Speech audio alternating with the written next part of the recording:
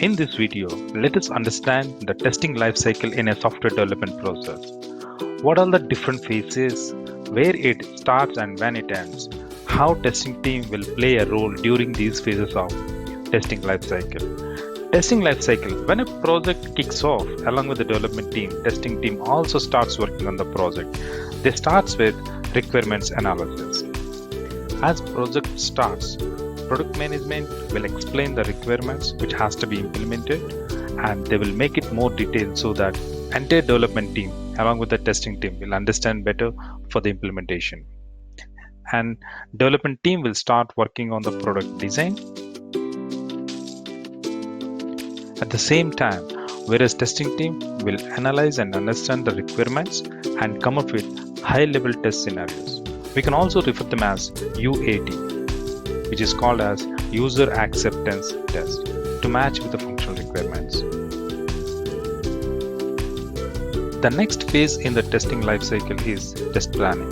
In this phase, testing team will define the test strategy or test plan, which will explain how are we going to validate the product. Testing team will ensure to provide all the details as part of their test strategy. It covers the testing scope and high-level test scenarios and the team size, duration of the test execution, automation plan, and what would be the expected test coverage. As part of this, the test coverage will explain how your test execution distributed over the multiple supported platforms. And also remember, you need not execute each and every test case on your every platform.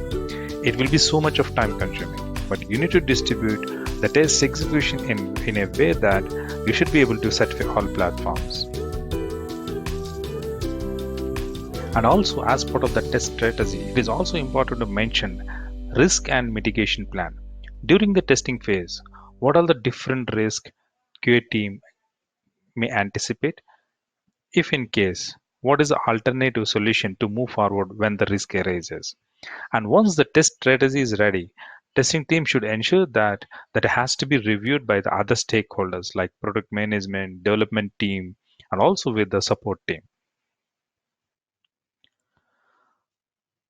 The next phase in the testing lifecycle is test case design. Based on the test scenarios, testing teams can design the test cases in detail. During this test case design, team will also refer the design documents, user interface design to write the effective test cases. These test cases has to be reviewed by the PS as well as dev team just to ensure there is no functional requirement is missed in the test case design. Next phase is environment setup.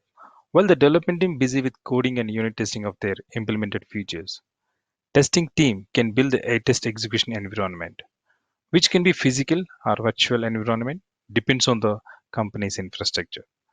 Remember, when you are into setting up pre-test execution environment, which should be clean and able to take a snapshot, then always team can come back to the base state of the environment and they can install the latest build. Test execution phase. In this phase, testing team will focus on the executing all the test cases in a test environment and opens the defects wherever the product is not working as expected in the functional requirements. The test execution iteration will repeat for multiple test builds until the build gets stable and all defects are fixed and validated.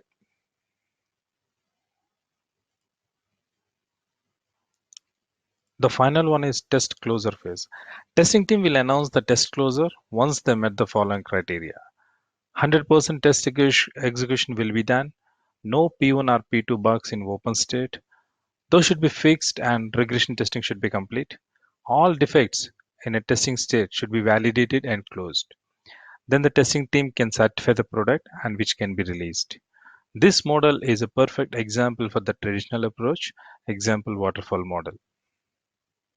I will discuss how testing lifecycle in agile methodology in later videos. Now let us take a look some of the interview questions on this topic. Guys who are preparing for the interviews, you can anticipate some of the following questions. Question number 1. What are the different phases in testing lifecycle? Number 2. Test strategy preparation comes in which phase of the testing lifecycle? Number 3. What will be your role during requirements analysis phase? Number 4. If you anticipate any major issues with one of the functional requirements during requirements analysis phase, what would you do as a test engineer? In which phase you go for the test case review with your peers and dev team? Next, do we need to seek the inputs from product management and dev team on the test strategy review? Who all can be your stakeholders for your test strategy or test cases review? Please remember the core aim from the organization is to evaluate you how best you understood each phase of the testing and what is your sense of awareness on these areas. Given that a chance, can you able to stand as a potential test engineer during these phases? Guys, remember, questions can be simple, but the result depends on how you answer them. That's all about testing life cycle. If you have any questions, reach me at the ID given in description of this video. If you like this video, please like, share and subscribe. See you in next upcoming videos. Until then, have a great time. Thank you.